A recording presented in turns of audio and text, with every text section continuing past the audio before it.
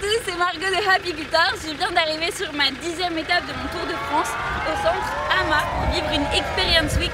Au programme, travail sur soi, méditation, permaculture, atelier collaboratif. On se retrouve là-bas.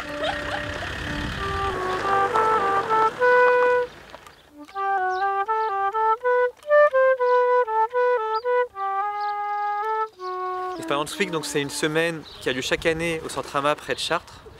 Et c'est une semaine de rencontres sur l'écologie où en général on est une petite centaine de personnes avec en fait plusieurs piliers pour cette semaine. Il y a des projets concrets chaque année qui ont lieu voilà, de construction où ça permet aux gens d'apprendre en faisant, ce qui pour nous est assez essentiel. C'est-à-dire que c'est pas juste je viens suivre une formation mais je repars en ayant vraiment construit quelque chose. Du coup ça me donne aussi confiance dans ma capacité à le refaire chez moi.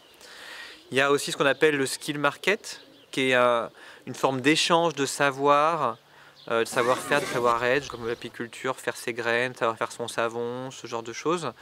Et c'est les participants eux-mêmes qui proposent en fonction de leurs compétences.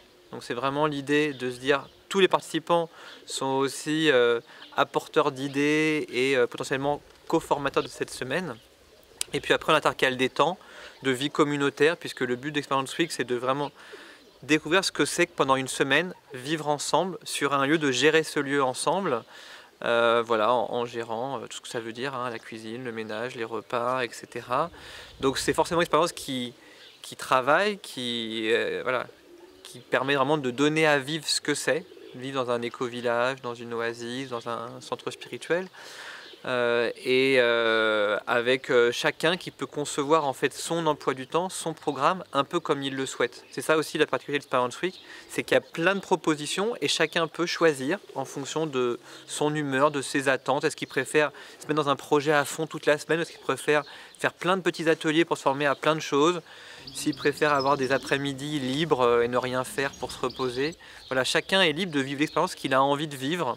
Et il y a toutes ces propositions pour que chacun y trouve son compte.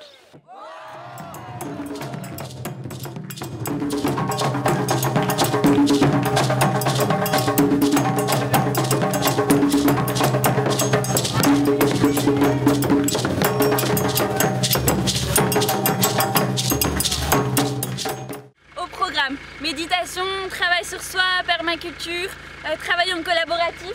Ah non, c'est pas parti.